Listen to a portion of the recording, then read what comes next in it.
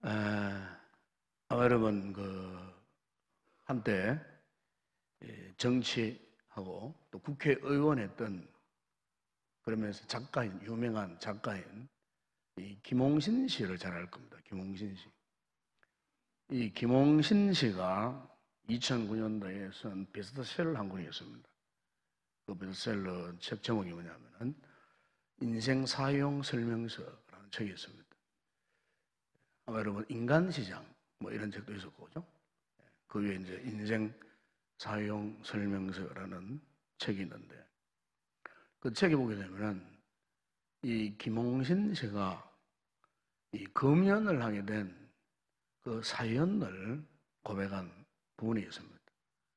그분이 37년 6개월 동안 담배를 피웠다가 그래서 이제 어떤 원고를 쓸 때는 하루에 3갑 내지 4갑의 담배를 피웠다가 그러니까 꼴초 가운데에서도 아주 왕꼴초입니다. 그래서 그가 얼마나 이 담배를 사랑했냐면은 그가 나는 죽는 날에도 담배를 물고 죽으리라. 그런 고백을 그 정도로 담배를 사랑하고 정말 애연가도 그런 애연가가 없었다는 거예요. 근데 이런 이제 왕꼴초가 어느 날 이제 순간적으로 담배를 끊게 되었어요.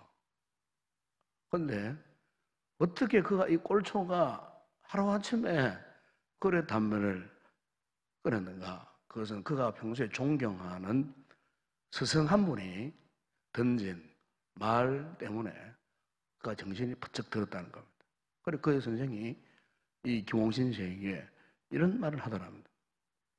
쥐는 쥐약인 줄 알면 절대로 먹지 않는데 사람은 그것이 쥐약인 줄 알면서도 먹는구나. 세상을 끌고 가도 시원찮은 자네가 어떻게 담배한테 끌려서 다니겠는가? 이 한마디에. 그래서 이 한마디예요. 이분이 37년, 6년 동안 먹던 그 쥐약을 그냥 던져버렸다는 거예요. 그리고 그때부터 담배를 전혀 찾지 않았다는 거예요. 말 한마디에 그분의 이와 같은 말 한마디. 그 인생이 바뀌어져 버렸다. 아마 일본 유명한 알베르트 슈바이처 박사에 대한 이야기도 있어요. 이 슈바이처 박사가 어린 소년 시절에 동네 친구와 싸움을 했어요. 그리고는 그 상대 친구를 넘어뜨려가지고 위에 덮쳐버렸어요. 덮쳐버리니까 이 슈바이처 박사 밑에 깔려있는 이 친구가 씩씩거리면서 이런 이야기를 하더랍니다. 너는 일주일에 고깃국 2번씩이나 먹지 않느냐? 내가 만약 너처럼 일주일에 고깃국 2번을 먹는다면은 나는 너를 이길 수 있을 거야. 이 말에 어린 슈바이처가 큰 충격을 받고 이 말이 평생 잊혀지지 않았다는 겁니다. 그래서 그 훗날에 공부를 많이 해가지고 의학 박사가 되고 철학 박사가 되고 신학 박사가 되었지만은 그 친구의 그 말 한마디 때문에 그 모든 학위복을 다 벗어던지고 이렇게 아프리카에 의료선교사로 더 들어가가지고 일평생을 의료선교사로 그렇게 헌신하며 살게 되었다는 겁니다. 그 친구 말 한마디 때문에. 여러분 잘 아시는 종교개혁자, 올해가 종교의 500주년 이제 됐습니다만은 이 마틴 루터가 그 당시에 로마 가톨릭 수도사였습니다. 사제이자 수도사였어요. 그래서 이 마틴 루터 마음속에는 항상 뭔가 영적으로 갈등이 일어났고 분민도 많았고 고민도 많았어요. 그게 뭐냐면은 이 죄 많은 인간이 어떻게 하면은 구원받을 수 있을까? 그 당시 로마 교회 중세시대 교회는요, 지금도 가톨릭은 그걸 우선합니다. 믿음보다도 행위를 우선해요, 행위. 그래서 이 가톨릭 교리는요, 행위로 구원받는다, 행위로. 믿음으로 구원도 받지만은 그 믿음으로 구원받는 그 위에 덧붙여진 은혜가 있는데, 행위. 믿음은 부족해도 행위를 가지고 구원받는다는 거예요. 이게 이제 중세 로마 카톨릭 교회에서부터 조정해왔던 사상이에요. 그러니까 우리는 오직 믿음으로 구원받는 거예요. 그러니까 이 마틴 루터가 말씀을 읽고 말씀을 묵상해도 항상 답이 없는 거예요. 왜냐하면 자신 속에 끌어오는 죄악의 본성 때문에 고민을 하는 거예요. 그러니까 또 죄를 짓는 거예요. 그러나 중세교회 교회는 그것과 상관없이 행위로 어떻게 하느냐? 행위로. 자기 힘으로, 자기 노력으로, 자기 열심으로 어떻게 하면은 구원받는다는 거예요. 그런데 이 말이 이 루터에게는 전혀 와닿지 않는 거예요. 그래서 한 번은 그가 로마로 갔어요. 로마에 가가지고 로마에 스칼라 산타 성당 앞에 28개의 계단이 있어요, 계단. 그런데 다른 사람들은 계단을 걸어서 이렇게 올라갔는데 루터는 그 계단을 무릎을 꿇고 무릎으로 한 계단, 한 계단, 한 계단, 한 계단 이제 왜? 고행을 자초한 거예요, 고행을 통해 가지고 확실한 어떤 이 구원의 은총을 누리기 위해서 그래서 그 무릎으로 28개 계단을 이렇게 올라가는 도중에 성령께서 그 마음을 감동하신 거예요. 감동하는 그 순간에 무슨 말씀이 향나냐면 로마서 1장 17절에 오직 의인은 믿음으로 살리라. 믿음으로 말면 구원받으리라. 이 말씀이 성령을 통하고 감동이 온 거예요. 그 순간 이 루터가 그 자리에서 벌떡 일어났어요.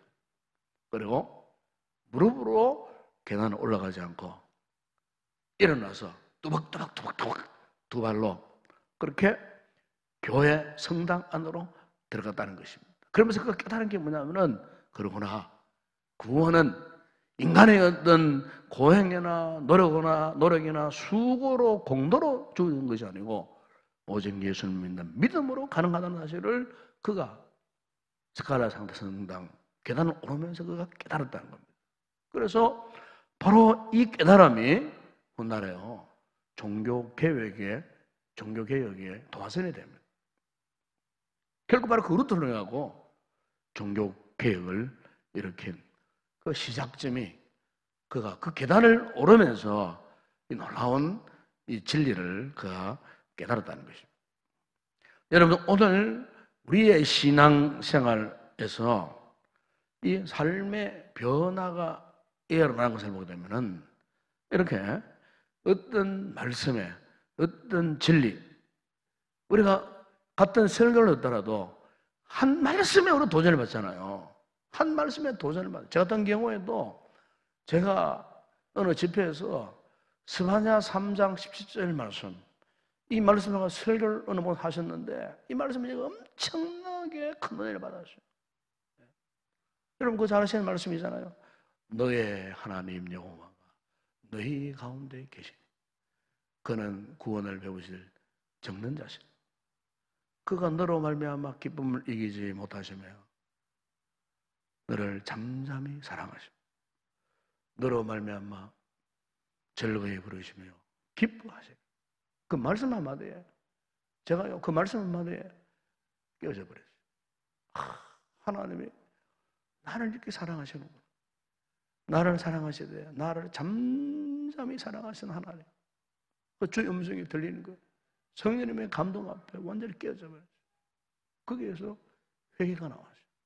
눈물이 쏟아졌어요. 제가 이 진리 말씀을 깨닫기 전에는 이 사실을 몰랐어요. 그냥 하나님이 세상 이처럼 사랑하사 얼마나 잘하는 말씀입니까? 그런데 하나님이 나를 사랑하시되 잠잠히 너를 사랑하시는 참 사람들의 사랑은 요란하잖아요. 사랑하지 않으면서도 사랑하는 척하고 그러잖아요. 그런데 하나님은 시끄럽지도 않으셔요. 우리 사랑하시는데 잠자. 제가 그 말씀 앞에 완전히 깨어져 버렸어요. 하나님이 나를 사랑하시는데 그렇게 뜨겁게 떠들면서 시끄럽게 사랑하지 않았어도 나를 사랑하시는데 잠잠히 사랑하시는 그 말씀 앞에요. 제가 완전히 깨어져 버렸어요. 그리고 성령이 불을 받았어요. 35년 동안 제가 목회를 하고 있지 않습니까? 변함없이 희종일관 주님을 사랑하는 마음 지금도 전혀 변함이 없습니다. 좀 주님께 오셔가고 네 생명 바치겠느냐? 저는 바칩니다. 순교할 수 있느냐? 순교할 각오가 되어 있어요. 왜? 주님을 사랑하기 때문에. 변함없이. 저는 죽을 때까지 이 사랑 받은 은혜 변함없이 간직할 것 같아요. 왜? 하나님이 나를 사랑한다 이 사실, 이 말씀 한마디에 제가 변화되어졌고, 제 젊은 20대의 그 젊은 인생 완전히 하는 게 바치기로 작정을 했고, 60이 된 지금까지도 변함없이 나는 그분을 사랑하기 때문에. 근데 남은 인생 그분이 책임주신다는 사실이 분명히 확신되어지기 때문에, 누가 내 목에 총을 갖다 대도 칼을 갖다 대도 나는 예수를 부인할 수 없어요. 제가 교육선생님 때에 주일학교 아이들한테 재밌게 했던 이야기가 있어요. 실제로 로마 시대에 있었던 그 이야기예요. 12명의 신실한 크리스찬이 로마 제국 시대에 예수 믿는다고 붙들렸어요. 박해시대 아닙니까? 한겨울에 천지가 꽁꽁 얼어붙은 큰 호수에 얼음이 두텁게 얼어버린 그곳에 로마 박해자들이요, 구덩이, 호수에 얼음 구덩이 12개를 팠어요. 12개를 팠어요. 그리고 예수 믿는 신실한 그리스도인들을 그 한겨울에, 얼어붙은 한겨울에 한 명씩 차가운 물에 집어넣어버려요. 목만 딱 내놓고 몇 날 며칠 두들겨 패고 굶겨진 상태에서 차가운 물에 집어넣어버린 거예요. 그리고 바로 그 앞에 장작불을 펴고 그 위에 가마솥에다가 맛있는 고깃국을 끓였어요. 굶주려 지쳐있는 크리스찬들이 그 한겨울에 구덩이에 빠져가지고 고깃국 냄새가 코로 막 들어오는 거예요. 얼마나 먹고 싶었겠습니까?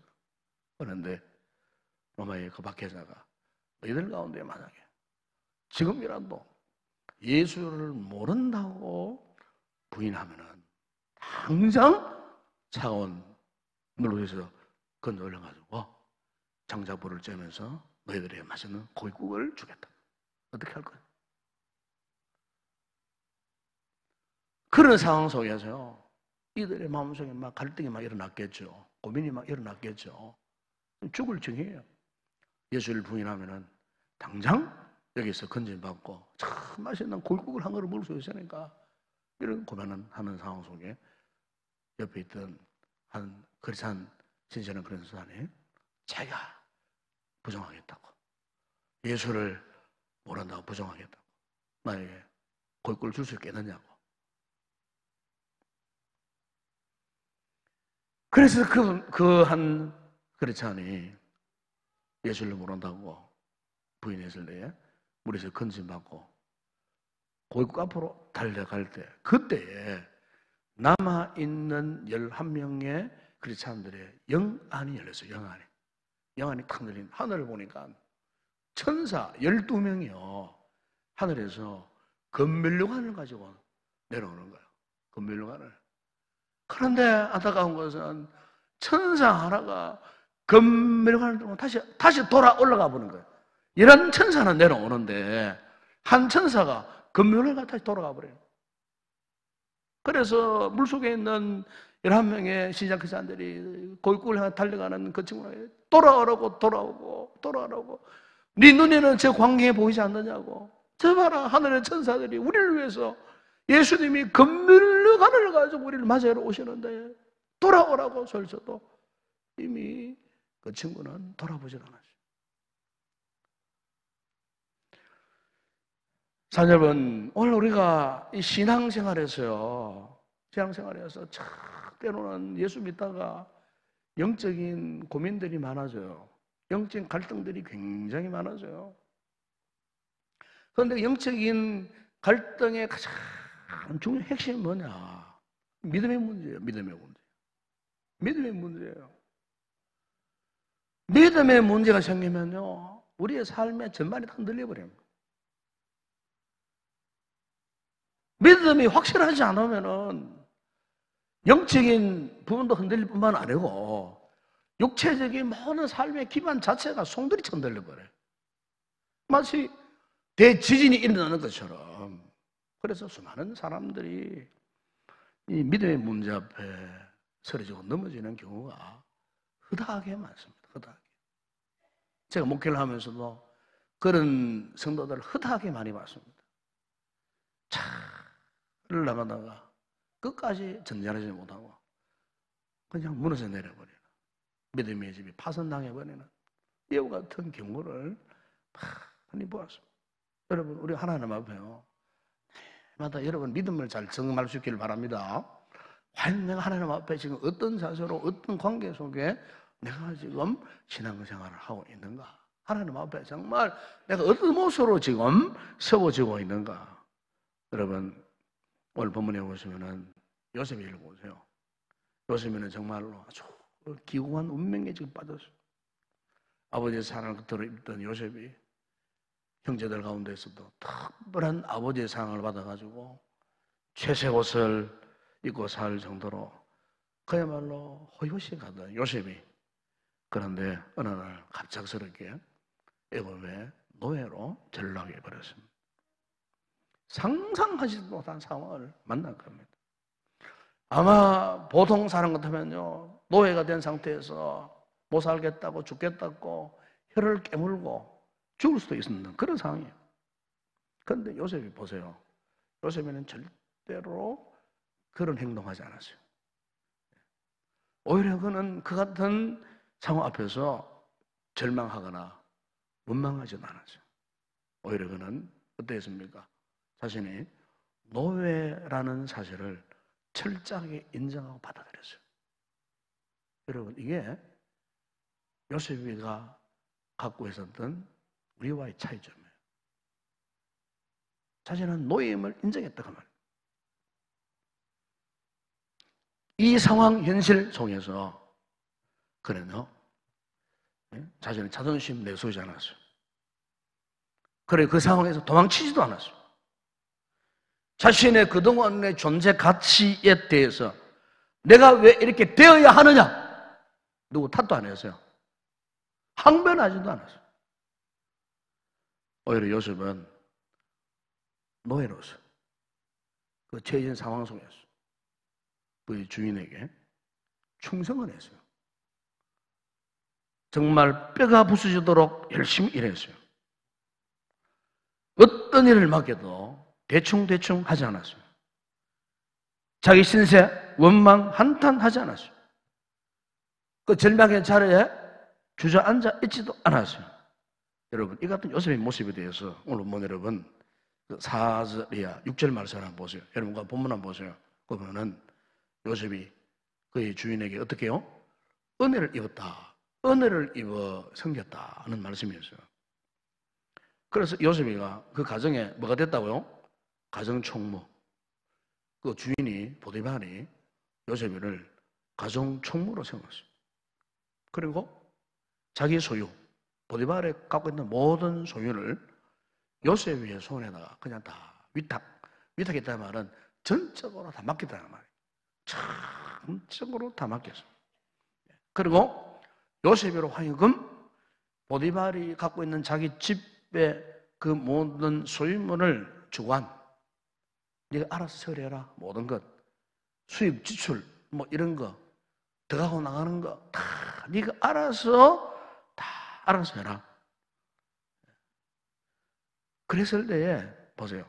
하나님께서 요셉을 위하여 그 애굽 사람이지 이 보디발의 집을 어떻게 했다고요?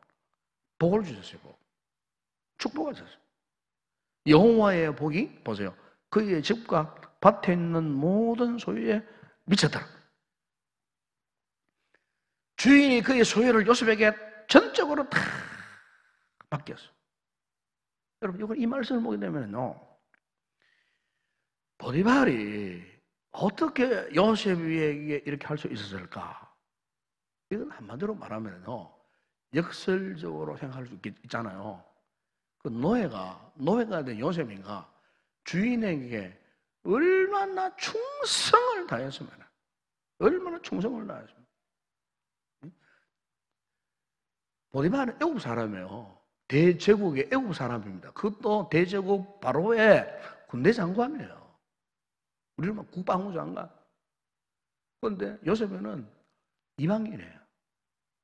그런데 이렇게 애굽에서의 가장 큰 사람, 가장 큰 용사였던 보디발이 이방 청년, 하잘 것 없는 그 이방 청년 요셉에게 어떻게 자신의 그 모든 것을 다 맡겨버릴 수 있었는가? 그것은 그만큼 요셉이가 주인에게 충성을 했다는 거예요. 충성. 그러니까 요셉을 보면은 저 친구를 안 믿을 수가 없어. 안 믿을 수가 없어요. 왜? 낙신실하기 때문에. 충성스러운 저 사람 보면, 저 친구 보면은 정말 신뢰가 가. 여러분 그렇잖아요. 우리 인간관계에서 보세요. 인간관계에서 정말 신뢰가 가는 사람이 있습니다. 그렇죠? 그럼 대개는 물어보면 없다 그래요. 여러분 있습니까? 여러분 친구 가운데 정말로 신뢰 가는 사람이 있습니까? 있어요? 있어요? 없죠? 남편은 못 믿는 뭐 신뢰 가나? 아내는 못 믿는데 무슨 신뢰가 가요? 친구들한테. 믿으려면 아무도 없다 그래. 믿으려면 정말은 믿으려면 아무도 없다 그래. 여러분 불량한 겁니다. 이런 거. 정말 불량한 겁니다. 믿을 사람은 아무도 없어. 불량한 삶을 살고 있는 거예요, 여러분들이 지금. 보디발이 요셉을 보니까 믿을 만한 사람이야. 신뢰가 가는 사람이야. 심지어 보세요. 오늘 보면 9절에 보세요. 9절에. 예? 9절에 지금 보디발의 그 아내가 요셉을 유혹을 하잖아요. 유혹을 하는데 요셉이 이런 고백을 합니다. 보세요. 9절에 이 집에는 나보다 큰 이가 없으며 주인이 아무것도 내게 금하지 않았어도 금한 것은 당신뿐이니 당신은 그의 아내이며 그러자 내가 어찌 이 큰 악을 행하여. 보십시오. 주인의 아내. 당신은 내 주인의 아내다. 여러분 당시 관습을 보게 되면은요, 이런 대장군의 이 부인들은요, 그 수하에 남자 노예, 여자 노예가 많습니다. 많습니다. 아마 영화를 보더라도 그 나오잖아요. 그러면은 그 만화님이 자기 수하의 남자 종은 한마디로 그 당시로 보면은 성적 노래기로 사용합니다. 항상 자기가 원한다면 누군지 불러요. 부르면 올 수밖에 없어요. 그러면요, 마음껏 그냥 노래기로 삼아버리는 그런 시대였어요. 그런 시대. 왜? 노예는 그 당시에 주인에게 절대 복종해요. 노예는 사람이 아니에요. 물건이에요, 물건. 소유물이에요. 그렇기 때문에 주인이 원한다면 무슨 요구라도 다 들어줘야 되는 거예요. 자, 그런데 보세요. 이런 그 당시의 문화 속에서 그 보디발의 아내가 요셉을 유혹을 한 거예요. 유혹을 하는데 딱 한마디예요. 예? 당신은 내 주인의 아내이십니다. 그러니까 한마디로 거절한 거예요.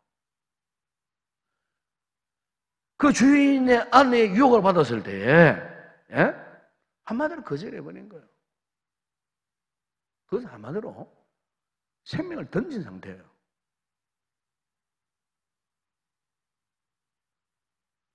과연 그런 유혹을 이겨낼 사람이 있었는가? 아무도 없어요. 아무도 없어요. 그러나 요셉은 거절했어요. 당신은 내 주인의 아내입니다. 내가 어떻게 이 큰 악을 행할 수 있겠습니까? 에? 나는 절대로 그렇게 하지 못한다. 그러니까 이 요셉에는 자신의 처한 상황을 100% 인정을, 나는 노예입니다. 노예. 한마디로 말하면 요셉은 노예 정신으로 살았다 그 말. 노예 정신. 이게 좀 중요한 이야기입니다. 바로 이 노예 정신, 노예 정신이 바로 그 주인의 아내의 유혹을 견디고 유혹을 이겨낼 수가 있었다는 거예요. 자, 그럼 여러분, 그래서 오늘 우리 말씀에 가장 큰 중요한 핵심이 하나 있어요. 그럼 요셉이가 어디에서 이런 힘이 나왔을까? 이겁니다. 어디에서 이와 같은 노예 정신으로 살아갈 수밖에 없는 이런 강력한 에너지가, 힘이 있었을까? 그 힘의 원천이 뭐냐? 그게 9절 하반절이에요. 내가 어찌 이 큰 악을 행하여 하나님께 죄를 지으리까? 이방 그 주인의 아내인 보디발 아내에게 이 사실을 선포한 거예요. 나는 절대로 하나님 앞에 이 큰 죄악을 저지를 수 없습니다. 그러니까 요셉이가요, 비록 신분은 노예지만은 그가요, 노예 신분이지만은 분명한 사실 하나는 그 하나님 앞에 내가 살고 있다. 이걸 라틴어로 말하면 코람데오. 하나님 앞에, 하나님 면전에. 여러분, 요셉을 요셉되게 한 것이 바로 이거예요. 예? 여러분, 저는 한동안 살아오시면서 하나님 앞에서 하나님의 임재를 의식을 얼마나 했습니까? 예? 내가 하나님 앞에 있다. 말하는 거나 행동하는 거나 생각하는 거나 어떤 상상하는 거나 이 모든 상황 속에서 나는 지금 하나님 앞에 있다. 하나님 앞에, 하나님 면전 앞에 있다. 여러분 마음을 한번 살펴보신 적이 있습니까? 어떤 상황을 만났을 때 내가 그렇지? 하나님 앞에 있지. 이 코람데오 정신. 나는 하나님 앞에 있는 거야.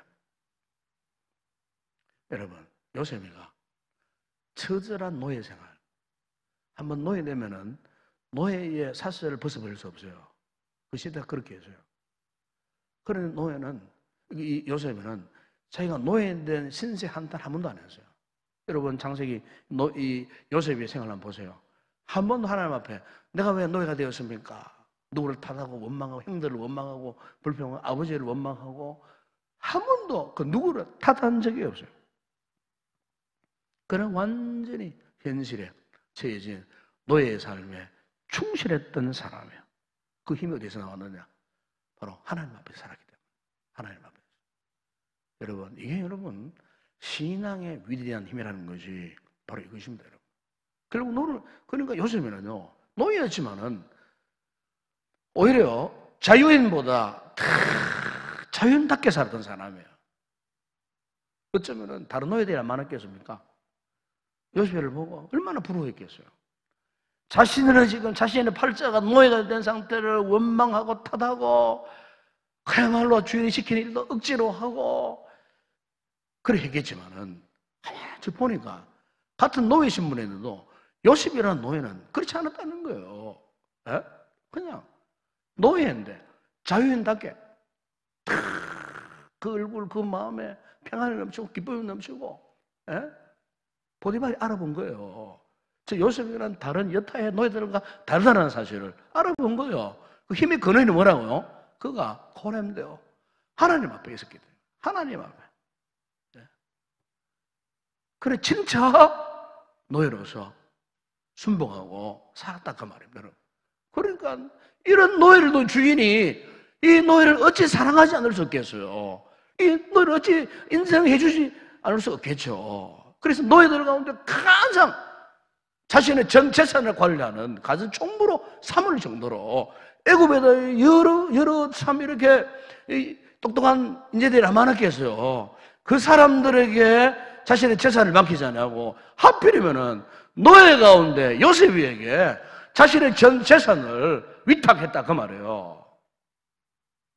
얼마나 보디발의 마음이 흡족했으면.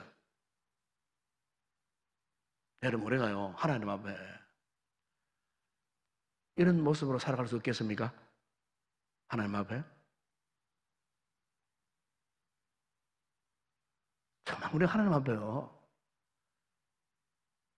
이런 모습으로 살아가야 돼요. 인간적인 계산하지 마세요. 얍삽한 계산하지 마세요. 얄팍한 계산하지 마세요.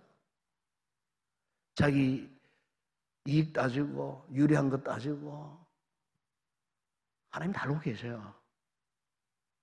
하나님은 진실한 자, 성실한 자, 충성스러운 자, 그리고 그 마음이 순수한 자, 그들에게 은혜를 베푸시는 거예요. 조금 삶이 어렵고 힘들면 누구를 탓하고 원망하고 핑계하고 믿음이 없는 거예요. 그 사람은 아직 믿는 척했지만 가짜 믿음이 한마디로 말하면 새로 훈련받아야 돼. 새로 믿음의 집을 지어야 돼요. 기초가 부실하다 그 말이에요. 기초가 하나님 앞에 있다는 사실, 이 믿음의 뿌리가 확고해야 되는데 부실부실하게 예수님 말씀하셨듯이 모래 위에 집을 지은 자, 바로 그 사람이에요. 예수님께서 말씀하지 않았습니까? 마태복음에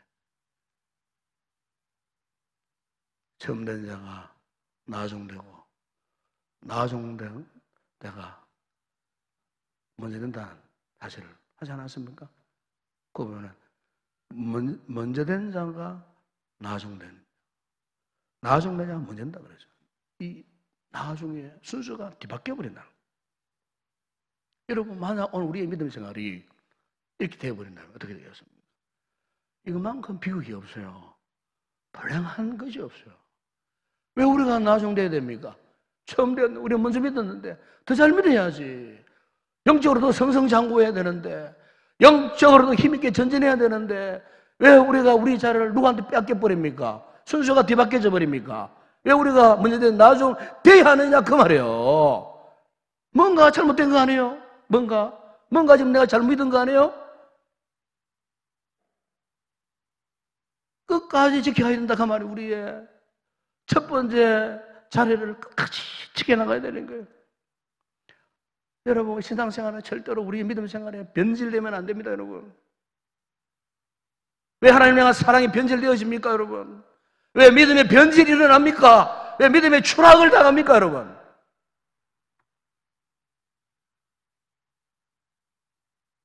하나님 앞에서는 믿음의 신앙에 문제가 있는 거예요, 지금. 내 믿음이 정말 하나님 앞에 올바로 세워진 믿음이 아니라 그 말이에요. 여러분, 하나님을 사랑하십니까? 사랑하셔요? 그럼 신명기 여러분 15장에 보게 되면은 거의 한 종의 이야기가 나와요. 안식년이 되면은 그 종을 이제는 자유인으로 선포하는 그런 절기가 있잖아요. 어느 주인이 그 종을 불렀어요. 7년 동안 열심히 일했으니 이제 너는 자유인이 되거라. 풀어줄 테니까. 그러니까 그 종이 어떻게 반응했습니까? 아닙니다. 나는 여기가 좋습니다. 왜냐하면 나는 당신의 집을 사랑하고 당신과 동거하기를 좋아하고 나는 절대로 주인을 떠나지 않겠습니다. 이 주인이요, 이 노예가요, 주인에게 그걸 고백하는 거예요. 당신의 집을 사랑하고 당신을 떠나지 않고 당신과 일평생 동거하겠다고. 주인이 감동받은 거예요.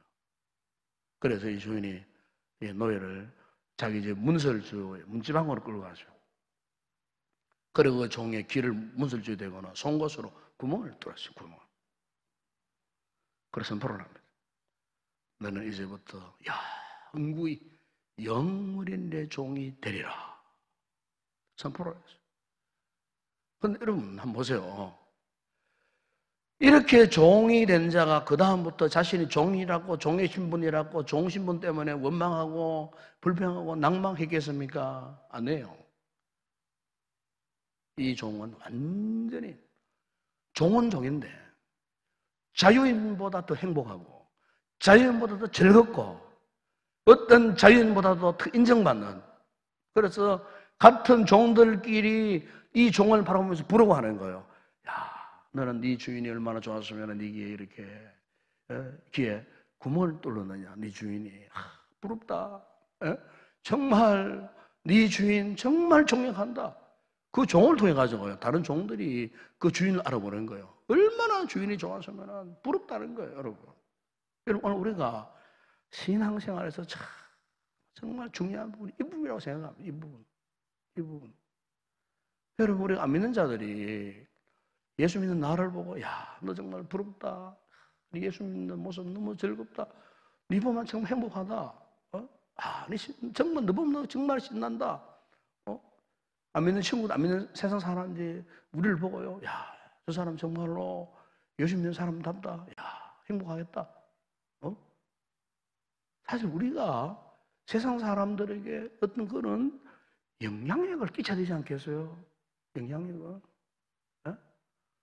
오늘 우리는 날마다 골골거리고 맨날 죽는다 소리치고 죽겠다 소리치고 맨날 절망하고 얼굴도 한번 펴본 적도 없고 얼굴에 웃음도 없고 평안도 없고. 여러분, 우리가 예수 믿으면서 믿음 생활하면서 우리가 그렇게 살아야 되겠느냐 그 말이에요. 사람 인생에 문제 없는 사람 아무도 없어요. 문제 다 있어요. 예수 믿는 사람도 있고 없는 사람도 있고 문제가 다 있어요. 중요한 것은 뭡니까? 그 문제를 극복할 수 있는 원동력 힘이 뭐라고요? 요셉을 보면 알죠. 요셉을 코람도 하나님 앞에 우리가 분명한 믿음의 가치를 회복한다고 말입니다. 믿음의 가치. 신앙적인 가치를 회복하지 않으면요, 이곳에 나와 있어도 예수 믿는 사람은 똑같은 사람으로 살 수밖에 없어요. 밖에 나가면은. 그렇잖아요? 네?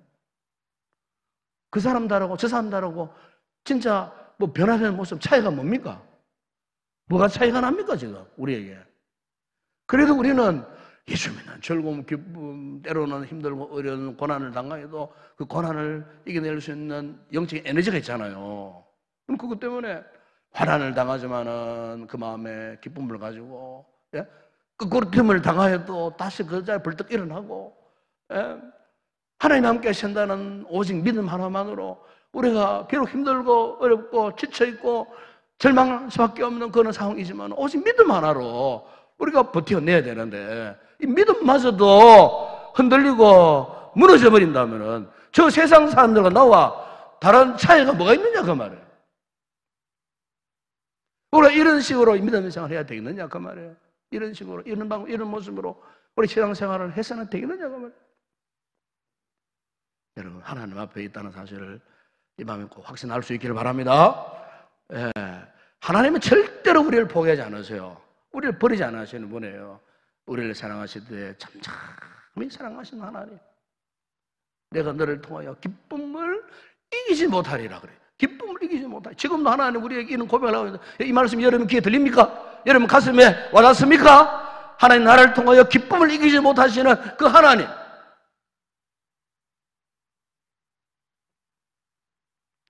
서울에 그 도란노교회 가면은 유명한 장로님 한 분이 있어요. 김수웅 장로님이라는 분이 있어요. 김수웅 장로님.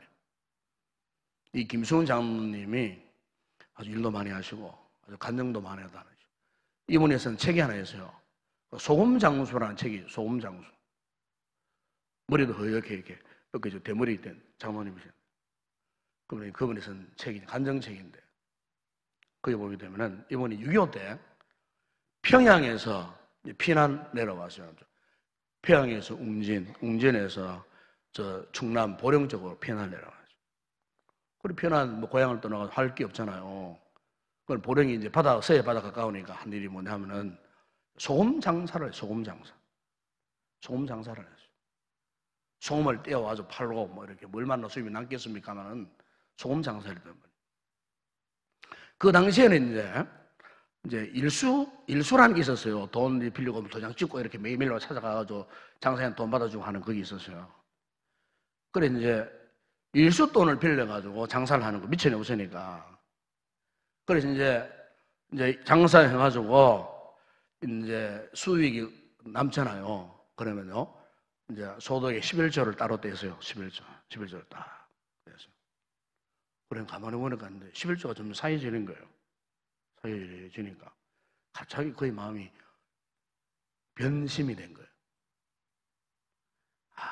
돈도 없는데 11조 갖고 미천 다시 한번 장만해보자. 이래가지고요. 11조를 신문에다 똘똘똘똘 말아가지고 가슴에 그래 잃어버리면 안 되니까 그래 복자 버스를 탔어요. 버스를 타고 이제 내렸는데 뭔가 가슴이 허전하더랍니다. 가슴이 허전한데 이 돈이 사라져버린 거예요. 날치기 많고 뺏어가 버린 거예요. 그 순간에 성령께서 이 장로님 그 양심을 향하여 말씀하시다는 거예요. 수웅아, 너는 왜 내 것을 네 마음대로 하려고 했더냐? 네가 나의 돈을 떼먹는 그 순간 그 돈은 이제 내 것이 아니다. 너와 나와는 상관이 없다. 이 음성이 들리더라면 이 음성이.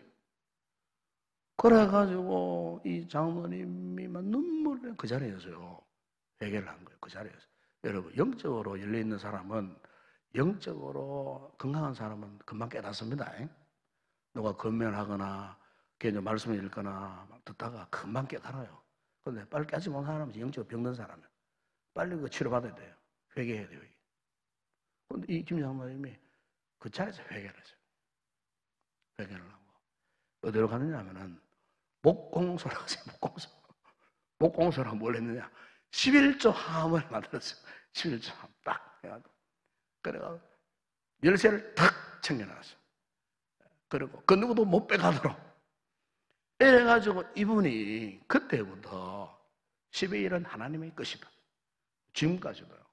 그래가지고 철저히 하나님 앞에서 11조 안 떼먹고 그냥 뭐 용돈이 생기다 뭐가 생기다 무조건 10분의 1 떼가지고 이렇게 11조 자기 만드는 11잠에다 집어넣는데요. 그분의 간증이 그래요. 그때부터 하나님께서 자신의 삶, 사업장, 뭐 가정, 자녀들, 범사 하나님의 엄청나게 축복하시다는 겁니다. 축복. 하나님. 그리고 하나님 앞에서 정직하게 살아가니까 하나님이 자신의 삶을 그렇게 축복해 주시다는 겁니다, 여러분. 아멘? 하나님 앞에서 정직한 믿음을 갖고 사니까 하나님이 그렇게 축복해 주시더라. 사는 여러분. 그렇습니다. 오늘 우리도 하나님 앞에서 여러분 정말 한번 정직하게 한번 살아보세요. 정직하게. 자꾸 이렇게 의심하지 마세요. 하나님 존재하심에 대해서 의심하지 마세요. 영적으로 정말 우리 하나님 앞에 분명한 하나님과 나와의 이 끊어질래야 끊어질 수 없는 이 관계. 여러분 오늘 본문에 보세요. 2절에 보면 여호와께서 요셉과 함께 하심으로 그가 어떻게 해요? 형통한 자가 되었다. 여러분 그렇습니다. 하나님 앞에 정말 이 시간 우리의 시간을 다시 한번 점검해 보시고 과연 하나님과 나와의 관계가 어떤 상태에 있는지 혹 좀 멀어져 있는 분들이 있다면 빨리 회복하시고 가까이 그분 앞에 가까이 주님 앞에 가까이 십자가 앞에 가까이 다가오세요. 가까이 오세요. 기도가 안 되걸라 다른 기도하지 마시고 회개 기도하세요. 회개 기도. 주님 나 예수의 거룩한 보혈로 이 죄악된 몸과 마음과 영혼 생각과 나의 모든 걸 씻어달라고 그리스도의 보혈의 능력이 나타나시 이 밤에 나의 잘못된 심령 의지로운 마음 상태 정신 상태 영적인 상태 예수의 거룩한 보혈로 치료하시고 회복시켜달라고 이 회복되면은 여러분의 모든 삶이 저절로 회복되는 줄로 믿습니다. 하나님 앞에 있다는 사실 잊지 마십시오. 함께 찬양하고 기도하는 시간 또 하겠습니다.